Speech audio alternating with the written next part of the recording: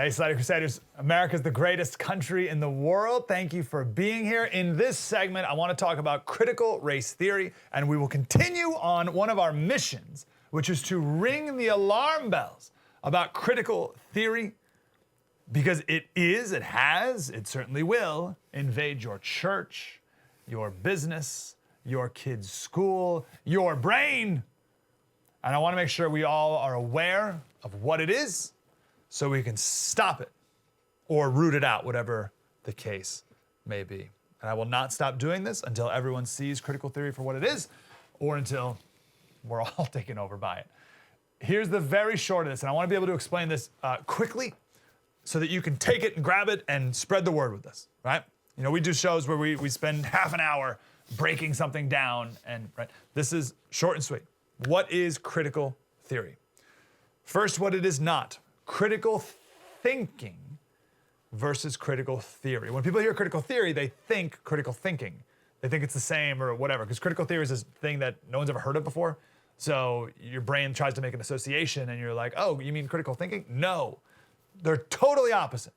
Critical thinking means you ask questions about things. And through that question asking, you learn and you grow and you get closer to the truth. That's the point of critical thinking. You ask questions to get closer to the truth. Critical theory, it's based on the word criticism. Karl Marx called it a ruthless criticism. Right? The intent of critical theory is to tear down, not to get closer to the truth, because postmodernists don't believe there is such thing as truth. So there's no process of getting closer to the truth. There is no truth. All you do is tear down. The word they use is disrupt. That's why they talk about disrupting the nuclear family. Black Lives Matter does. Disrupt, disturb, dismantle. Those are the 3 Ds that they often talk about. What they really mean is destroy. Cool. Critical theory, or I should say critical thinking, ask questions, build up, get to the truth. Critical theory, enter, criticize, tear down. Cool. Maybe you've heard the expression by some apologists, you just need to take the meat and spit out the bones. That's what they say. And it's something like, it means something like, let's take the good stuff about critical theory and we'll spit out the bad parts. Not possible. It's not possible. The root, the purpose, the intent of critical theory is destruction. This is the one point to know today. The only thing you gotta take away today. The purpose of critical theory is to destroy. There is no meat you can get off these bones. It is all poison. The purpose of it is to destroy. And the people who deploy these tactics, you got 2 groups. You got a vast majority of people who are just like tricked. They're like, it means nice and kind and be tolerant and empathetic. So they don't know what they're doing. But for the people who are like, the activists who are behind this, their purpose is to destroy. They do not have good motives.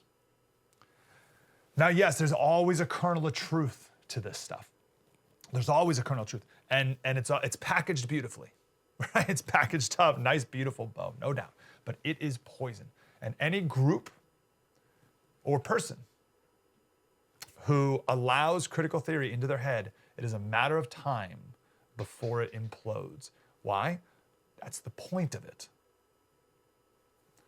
So, let me give you a nice example of this. It's kind of a benign example, but I like this example because you can apply this to your own life, organization you're a part of, business, church, that may be embracing this critical theory thinking, and they may not even know it. Have you ever heard of Florence Foster Jenkins? There she is.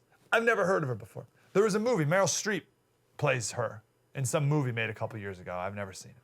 But she's a real person. She was a socialite in the late 1800s in New York City. And she sang. She loved to sing. She was a terrible singer. And for whatever reason, no one was allowed to tell her that she was a terrible singer. I guess she had enough money and she paid the people around her enough that they kept telling her that she's amazing. Well, you decide. Here's a little snippet of her angelic voice.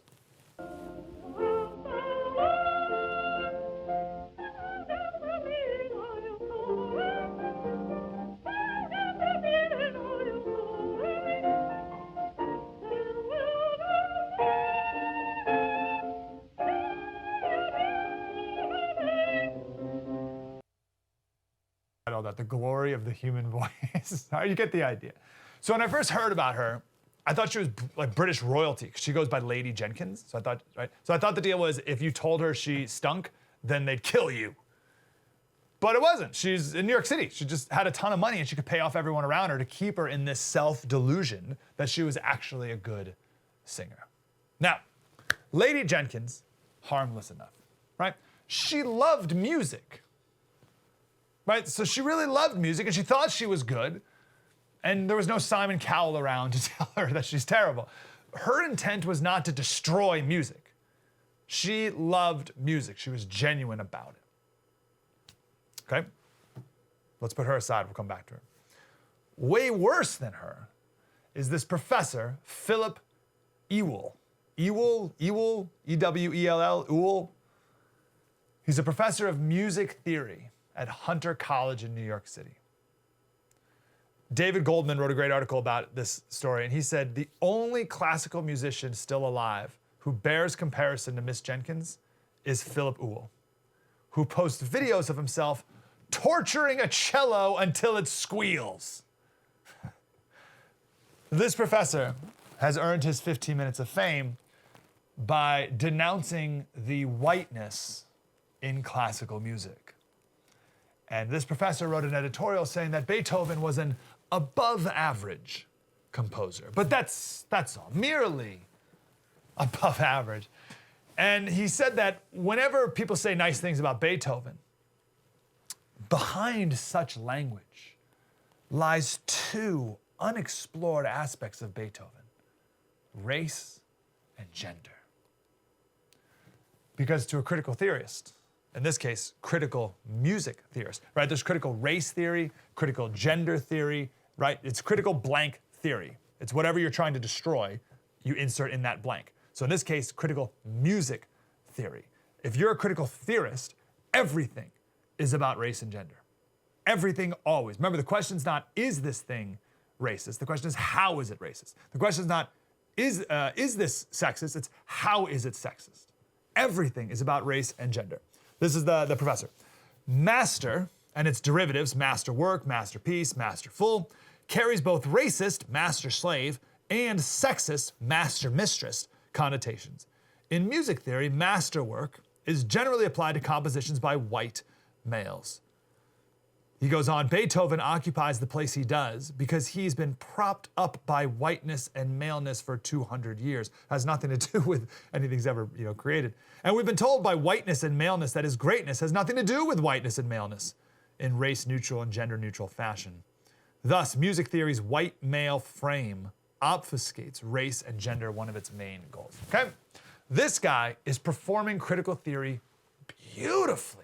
He is an amazing critical theorist, because that's what critical theorists do. It takes a beautiful thing, enters into it like he has, he's a professor of music theory, and destroys it, all right? You take a beautiful thing, in this case, Beethoven and his works of art, you enter into it and you destroy it by shaming it as white and male. This is the process of critical theorists. I'll say it again. They take a beautiful thing, America, for instance, or whatever it is. They take a beautiful thing, they enter into it, and they destroy it by shaming it as white and male, and then replace it with garbage. This is the gentleman who wrote that this article. I think his name is, sorry, let me pull this up here real quick. I want to give him proper credit. Goldman, something Goldman. David Goldman. He says, for the strong of stomach or hard of hearing, and he puts a link to one of the professor's performances of a Bach piece performed by this professor here. It's hard to find a single note in tune.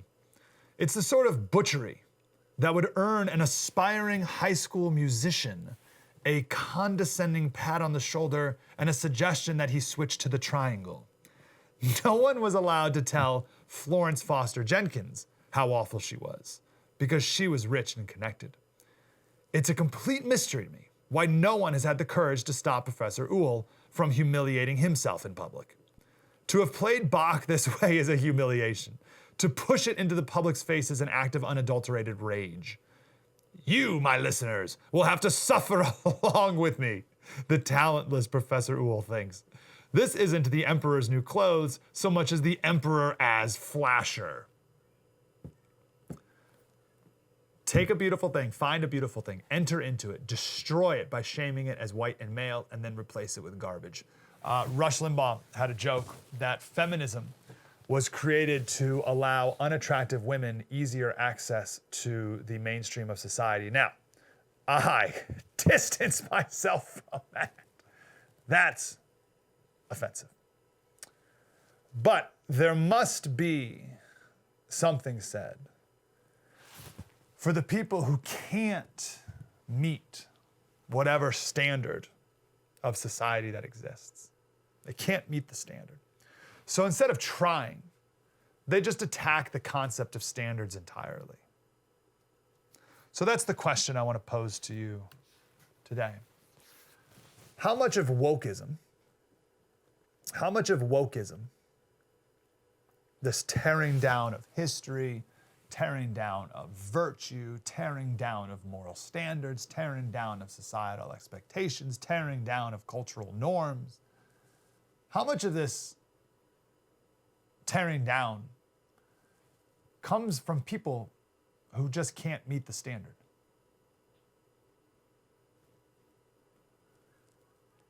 It's an old theme. It's not me making this up. It's the old sour grapes. It's an expression for a reason. It's an Aesop's fable. I love Aesop's fables because Aesop's fables were written in 600 BC. They're 2,600 years old. So it's the old story. The fox wanted the grapes. The grapes were high up on the tree. He kept trying to get the grapes. He couldn't jump high enough. Finally, he gives up and he walks away mumbling, "What a fool I am. Here I am trying to get a bunch of grapes that are sour anyway." Hence, sour grapes. And the moral of the story is there's many who pretend, this is amazing, this is 2,600 years ago. There are many who pretend to despise and belittle that which is beyond their reach. Professor Uhl will never be a Beethoven. So how do you tear down Beethoven? Critical theory. You ruthlessly criticize, as Karl Marx said, you enter into it. You take something beautiful, Beethoven, you enter into it. Oh, I'm a music theory professor. You ruthlessly criticize it by shaming it as white and male to tear it down, and you replace it with garbage. And if someone says that's garbage, who are you to say? That's how it works. 2,600 years of wisdom right there. How much of wokeism is embraced by people who can't meet a standard? So instead of trying, they just attack the standards entirely and then call you a racist for it. True story. Mike Slater, spread the word. Oh, forgot, excuse me. Please download our app, the first app. It's awesome. Everything's on it. So you can, listen, we're on every platform, and I'm grateful wherever you're watching right now. But if you just download the app on your phone, on your smartphone, for free, you can watch us wherever we are. It's an amazing, it's perfect, it's clean, it's crisp, it's clear, easy to access, totally free. Press it, pops up. It's the best way to watch. So please download our app. Just search for The First in the App Store. True story, Mike Slater. Spread the word.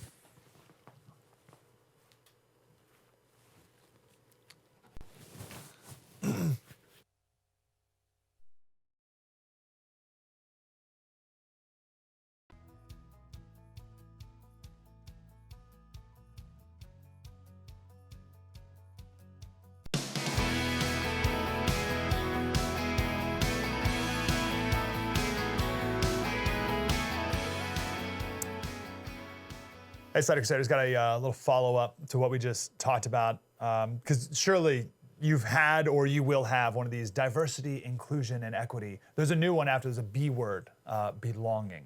So diversity, inclusion, equity, and belonging seminars at your work if you haven't already. Remember Coca-Cola had one the other day, and one of the screens was, try to be less white. All right? We'll talk more about that tomorrow, but one of the things you keep hearing in this, and actually it's very similar. Last segment we talked about critical theory versus critical thinking. They sound the same, but they're opposite. Very similar here. I want to talk about the difference between equity and equality. People use them interchangeably, but they're very different things. And when you hear Joe Biden in particular talk about equity, and a lot of his bureaucrats are using this word equity all the time, I think people think equality, and that sounds good, but that's not what he's saying. He's saying equity. So we're gonna do a segment tomorrow in greater detail about this difference, but I just wanna do a quick preview of that here. Surely you've seen this graphic by now. It's actually a couple years old, but they're showing it everywhere. I don't even need to explain it, you got it, right? So on the left is equality, and the poor kid can't see. On the right is equity, and now everyone can see, right? How wonderful. Sometimes I've seen it with another frame, and it says justice, where there's no fence at all, right? They've removed the systemic barrier that's preventing everyone from watching the baseball game in the first place. Isn't that even better? Justice, right? So the first thing, not even worth mentioning, it looks like, can you guys throw the slide up one more time? It looks like, and I don't know what stadium they're at exactly, but it looks like no one in this picture paid for a ticket to watch the game. So they're all trespassing, but that's besides the point, Slater. This is a very emotionally manipulative tool.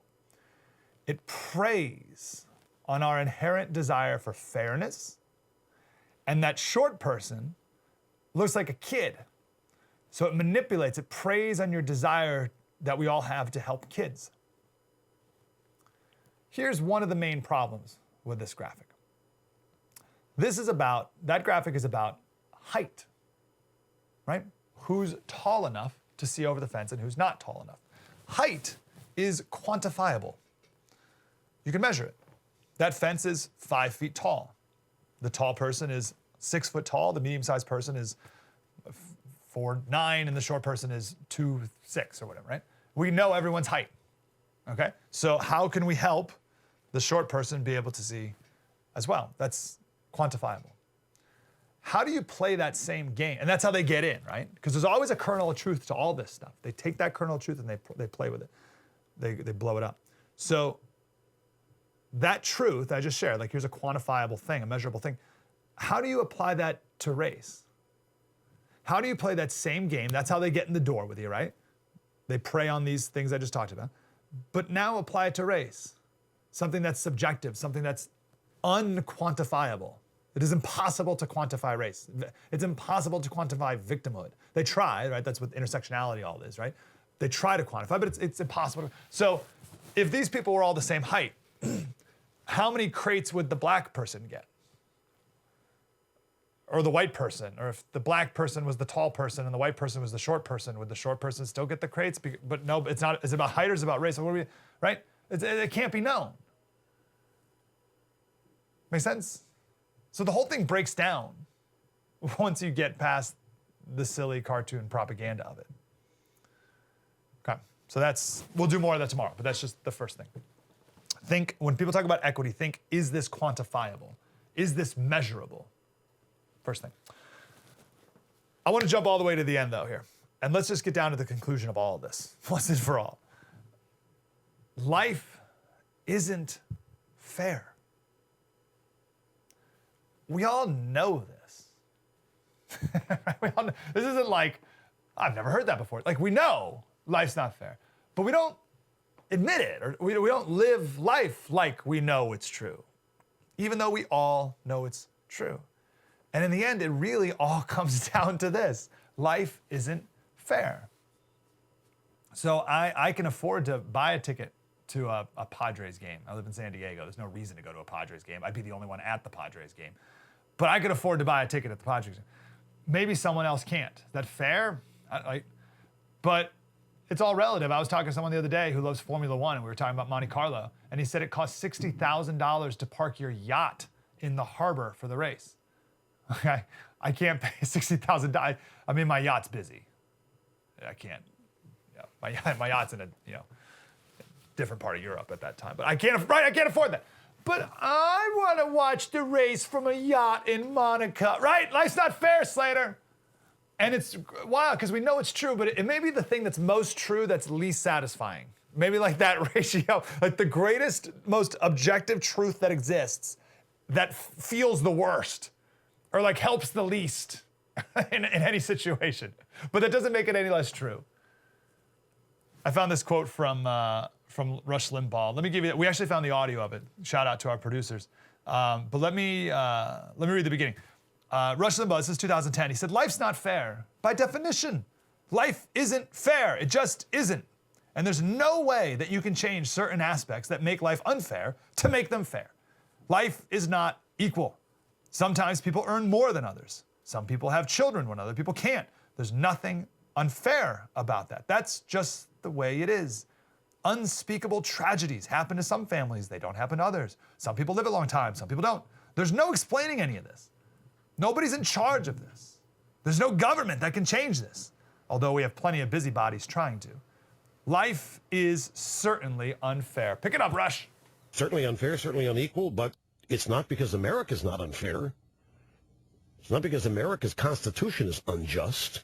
None of these inequities or inequalities or none of this unfairness means that the United States of America is unjust and immoral. None of it means that the way we've governed ourselves is unfair. It doesn't mean that somebody owes you something. It doesn't mean that you're a victim of anything. It's just called life. This is Thomas Sowell. He said, if there was ever a contest to pick the word that has done the most damage to people's thinking, my nomination would be the word fair.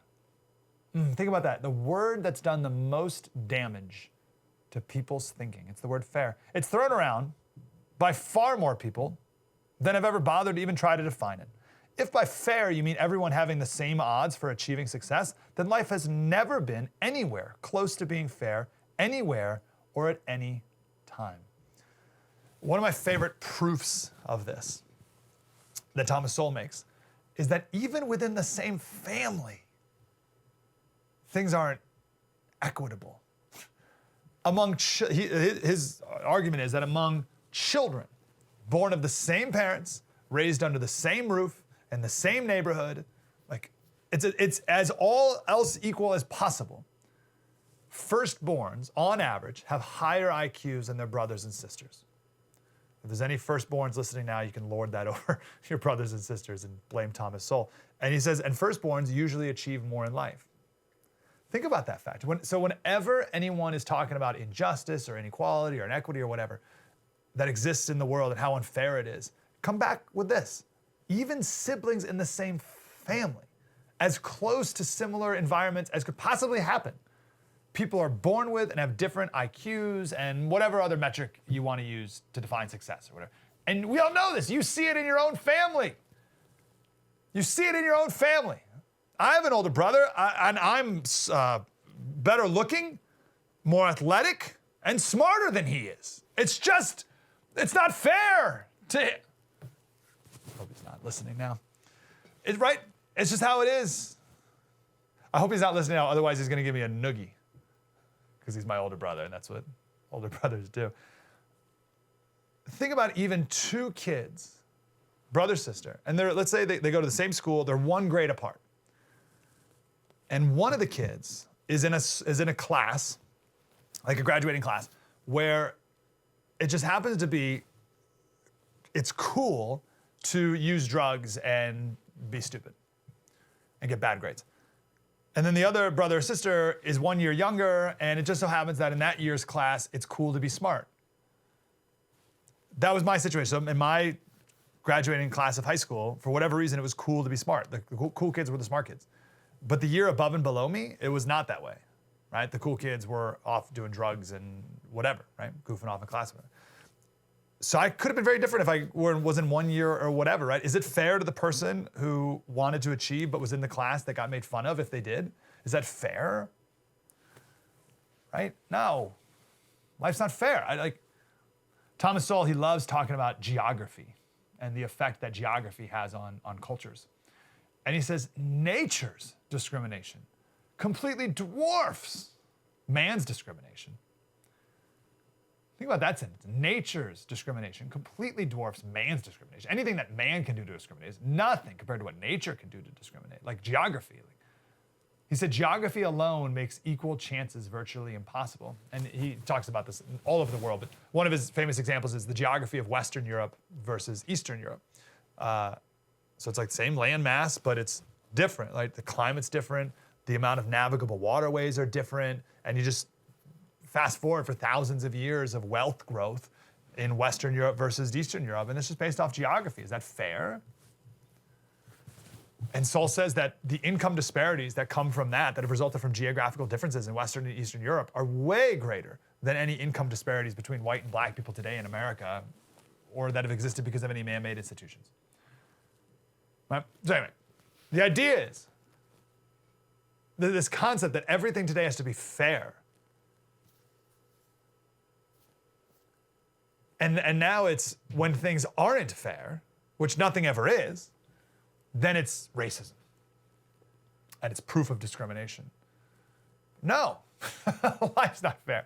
And calls for equity prey on our decency and our desire, like our inherent desire for fairness. We gotta go because we got some great guests coming up, but if you really want to solve this, you want the antidote to the poison of resentment and envy? God and gratitude. That's it.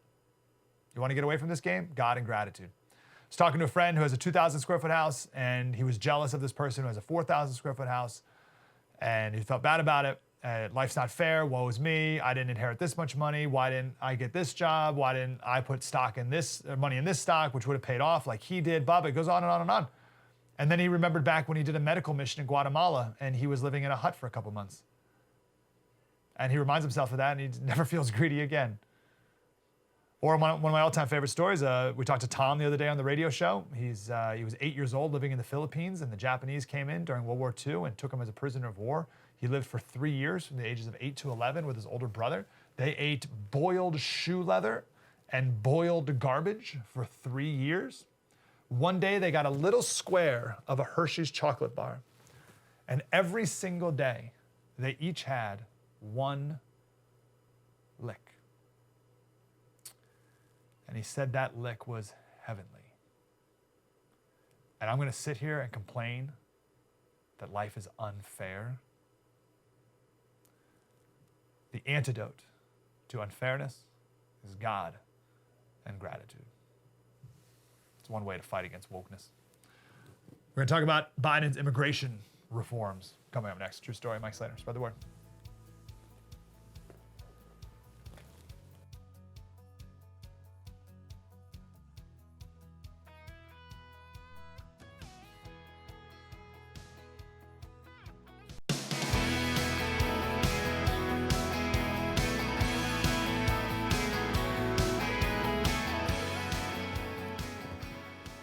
Hey, Senator Crusaders. I got to be honest, there's just been a ton going on. I haven't had any time to really check in on what Biden's and his administration's been doing with immigration. The only thing that I've noticed is that it's no longer called kids in cages. They're now called children in migrant detention center overflows or whatever like that. And I did come across this Simpsons meme that speaks for itself. I want to go to Laura. Maybe you can't see it. Bart says, finally, no more kids in cages. And Homer says, finally, no more kids in cages on TV, which is all the difference right now. Laura Reese is here. She's Heritage Foundation Senior Research Fellow for Homeland Security and former acting DHS Deputy Chief of Staff. Ms. Reese, how are you? I'm well, Mike, and thanks for having me on. Thank you for being here. So where to start? What are some of the worst, or I don't want to even put a judgment on it yet. What are some things that the Biden administration's done with immigration? Well, he's done a lot, and he's done it quickly. So there's kind of three fronts. He has signed a series of executive orders that includes stopping the funding and the building of the wall. He has stopped the travel ban restrictions. He has called for a report on climate change for potential refugees.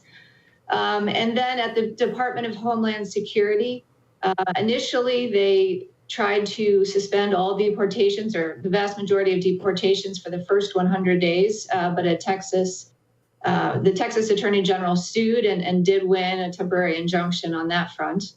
And last week at the Department of Homeland Security, a priorities memo went out from ICE, Immigration and Customs Enforcement, where it listed 3 priorities for arrests, detentions, removals.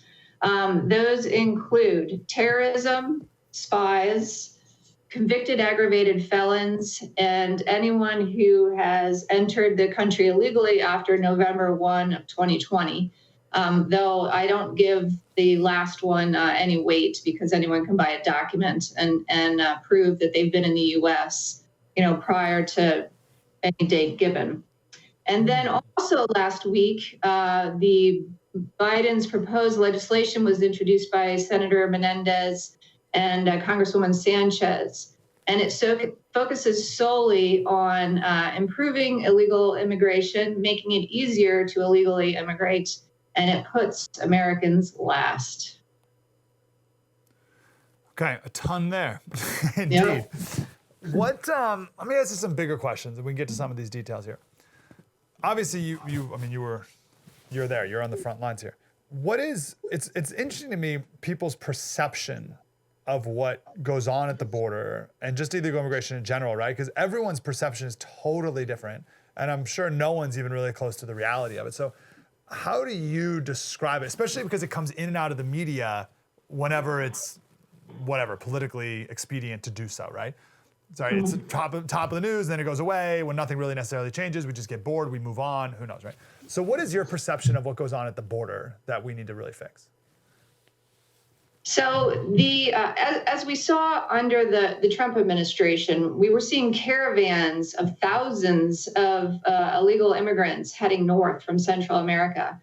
And the Trump administration implemented a very effective tool that Congress had put into statute back in 1996, but no president had used it before.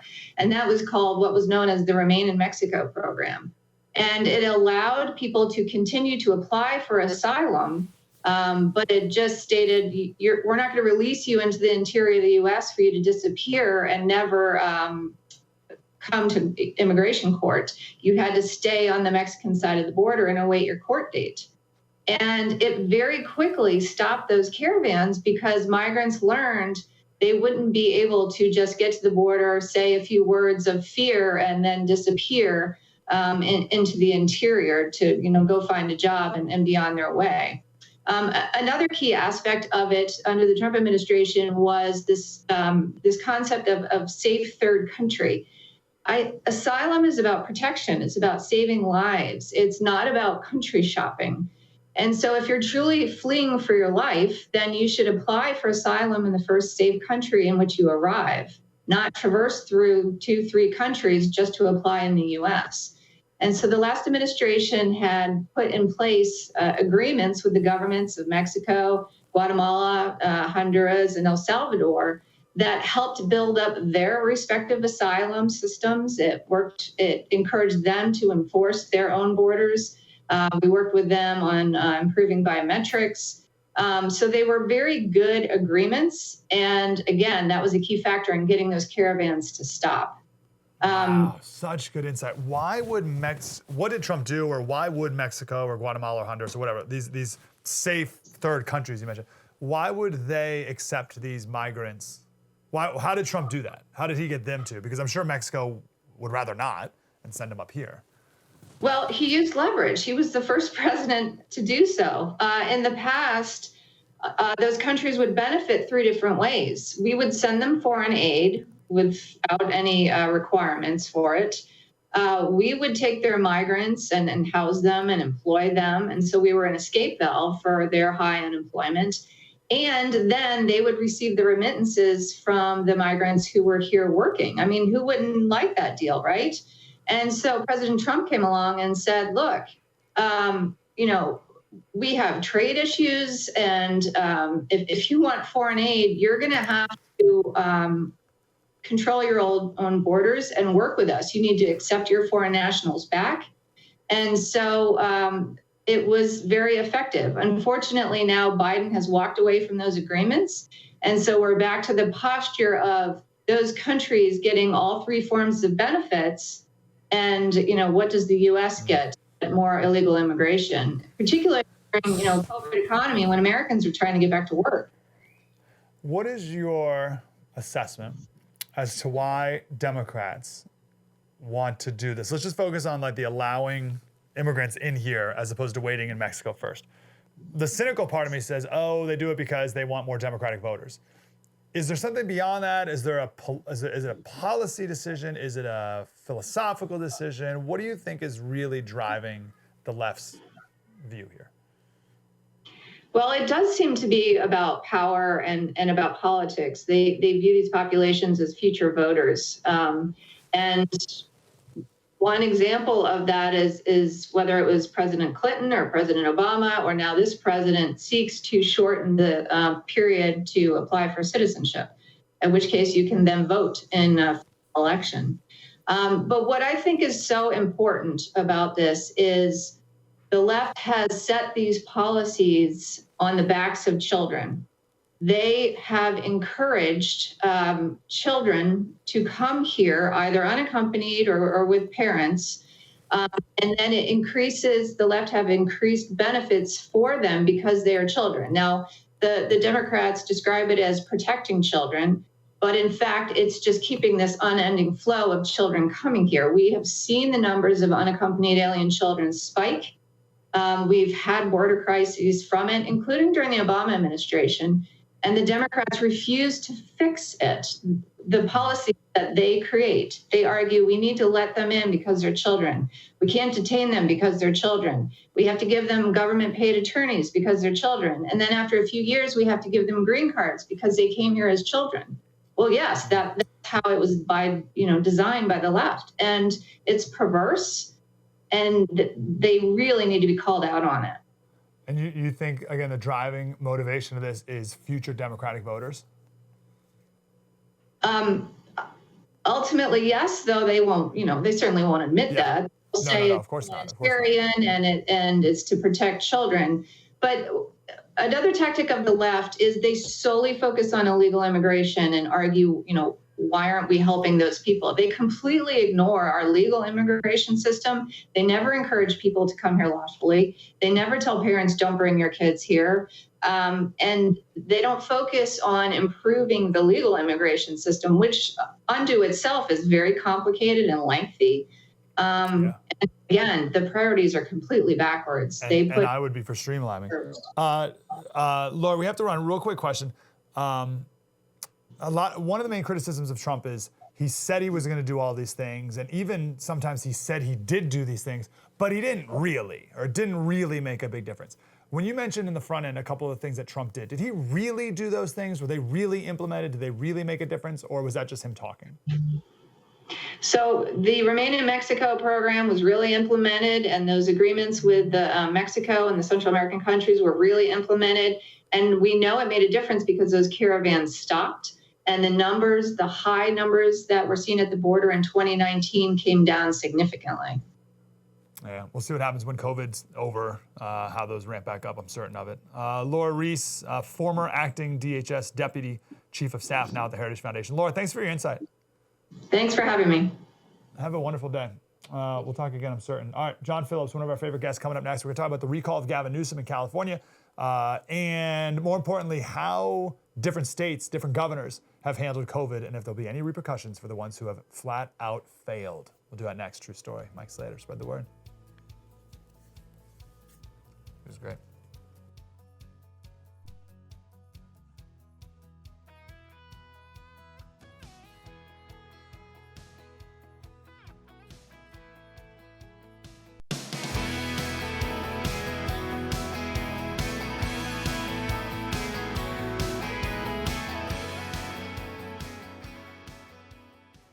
Want to go to one of our favorite guests, John Phillips. He's the afternoon host on KABC in Los Angeles, and also a writer at the Orange County Register. What's going on, John? Hey, how are you? Hey, brother. Good to talk to you. I want to ask you a tough question. I don't know the answer to this question, so I'm very curious your analysis. Let's put this graph up here, guys. I don't know if you can see this, John. And we can manipulate, anyone can manipulate data any way they want. They can manipulate graphs any way they want or whatever. But you look at graphs like this and different states who have had, and governors who have drastically different approaches this last year to COVID, yet the cases and other metrics have remained and trended very similar to each other. Masks, mandates, no mask mandate, et cetera, et cetera. How do you explain the fact that different states have taken different approaches, yet still with relatively similar results, if not even, red states having better results? Well, I think it's virus going to virus, and you can impose whatever arbitrary rules you want. You can put out a curfew, you can ban people from going to the beaches, you can shut down outdoor dining, but that's not where people are getting it. People are getting the virus in their homes. And so there's really not much you can do to stop it. Now, you can do a whole lot to damage your economy. You can do a whole lot to put people out of work and destroy lives and make people depressed and spike your suicide rates and do those things, which many governors, including the governor of my state, Gordon Newsom, did in New York with Andrew Cuomo. Certainly others in and around his areas followed the same advice as him, and they produced disastrous results. But you wouldn't know that because the media spends all of their time attacking people like Ron DeSantis, who did an admirable job protecting his economy, doing what he could do to protect his vulnerable population. But they act like he was some sort of mad scientist treating his elderly population like lab mice, when in fact the opposite was true. There was a headline in The Atlantic about Georgia early on, and the headline was something like an experiment in mass death in Georgia or something like that. Like literally they think they're experimenting on people. I think the biggest thing with Big D in Florida is he course corrected, right? Did you see that as well? He looked at evidence and changed direction when necessary. Yeah, original sin. Actually, I think there's two original sins. One was agreeing to a shutdown in the first place. When Trump and governors agreed to a 2-week shutdown to flatten the curve, that made it seem to the population like, okay, shutting everything down will serve some sort of purpose. He should have fought it from the very beginning, said no to flip-flop Fauci and the rest of them, and kept everything open. The other thing that I thought really, really, really damaged the cause of keeping businesses open was that Anderson Cooper interview, that hatchet job with the mayor of Las Vegas, Carolyn Goodman. They treated her like she was not only the dumbest person in Las Vegas, but the dumbest person on the planet. And they ridiculed her on the late night shows. They ridiculed her on the news channels. And they let everyone else know, if you're going to try to protect your economy, you're going to try to protect your businesses, we're going to do this to you. So I put a lot of the blame on the mainstream media. Wow, I know exactly that interview you're talking about. That's amazing. You're right. You're a COVID denier on par with a Holocaust denier. Yeah. Yeah. Speak more to that. Maybe what are some other human nature aspects that caused people and/or our leaders to act the way they did this last year? Because it's just normal human impulses. If you do nothing, if you're Sweden, if you're Ron DeSantis, if you're someone who says, look, I just don't have control over this virus, so I'm going to do what I can do to protect the vulnerable population, but everyone else can go to work, it's easy to blame you. So a lot of these governors just said to themselves, they made the calculation, if I do something, it doesn't matter if it's more damaging than doing nothing. I can say I did everything I possibly could do to save my people in my state. So it was a CYA sort of move, where they just stepped in and they said, all right, we're shutting down the beaches, we're shutting down the restaurants, we're shutting down the basketball courts, whatever. And then 2 weeks later, they're like, oh yeah, spend all your time outdoors because you're less likely to get it there. But it's like yesterday didn't exist because they got praised for doing something. That's amazing. I remember in the very beginning, there was a minute where everyone was saying, oh, we should wash our hands. Yeah. Right? And there was there's another piece of it. I was like, wash your hands and don't touch your face. And that was it. And I wish we could live in a parallel universe where we actually just did that to see where we would be. Yeah, well, the number one thing that I learned from this pandemic is how much I love to touch my face. It's like apparently I'm constantly doing this. I'm worried about our governor, Newsom, here in California, and all these blue governors, and their lust for power, and how they're going to need to give it up. How do you think they're going to balance the fact that obviously Gavin Newsom needs the economy to open up again, and the governor of Michigan and all these blue states, right? They're going to need the economy to open up because they need money. but they love this lust for power that no governor has ever had before in history. How are they going to balance that, you think? Well, what will happen is they're competing with other neighborhood Napoleons for the same lust for power. So you have all kinds of biases going on in the world of politics. You have partisan biases, you have regional biases, you also have institutional biases. And one of the things that Gavin Newsom and others have done, Andrew Cuomo, is that they have usurped all of the power in their state from their state legislatures, and they've just given it to themselves. Well, at a certain point, the state legislature is going to say, wait a minute, we're a co-equal branch. We have power too. You're taking all of the power, share it with us. And they're going to start to go after them. In California, we're seeing that with the school reopenings, where Newsom realizes that it's just toxic to want to keep the schools shut down forever. But the legislature is controlled by the union. So the legislature and Newsom are now at odds. We're seeing this play out in New York State, where the state legislature is now openly talking about impeaching Cuomo because he was threatening members of the state legislature. I think you're going to see more of that. Interesting, because in the federal government, Congress has not really they have not taken control, at least over the bureaucracies. They've outsourced so much of the responsibility to the bureaucracies, and they just let them kind of write all the rules and do whatever so that they don't have to be held accountable. So you think the state legislatures, though, are going to start taking power back? Yeah, and I think the Congress will too, because all of these guys have massive egos, and they don't want to see. You know, Bob Byrd, the senator from West Virginia, used to flip out whenever someone would say, "Oh, you've served under so many presidents." He goes, "No, I haven't served under one president. I've served with X number of presidents." And that's how these guys and gals see their jobs, see their power. They see themselves as being on an equal playing field, but they see themselves as being disrespected in the news and by the public. And so anytime they can check the executive, they do. Wow. I got 30 seconds. Is the state of California going to recall Gavin Newsom? God, I hope so. If I was in Las Vegas today, I'd say the recall absolutely qualifies for the ballot. Beyond Really? that, yeah. And then if it gets on the ballot, he'll be recalled, right? Well, when it gets on the ballot, the circus is coming to town. We're going to have, hundreds of thousands of candidates. So, every reality show star on Bravo is going to have a campaign going on. Oh, John, I can't wait for us to hang out a lot when that happens. That'll be great. John Phillips, KABC, and at the Orange County Register. Thanks, John. Thanks for having me. Every reality star on Bravo. It's classic. We're going to talk more about Gavin's coming up, certainly. That'll be fantastic. I hope he gets recalled. All right, everyone. Have a superb day. See you tomorrow. True story, Mike Slater. Spread the word.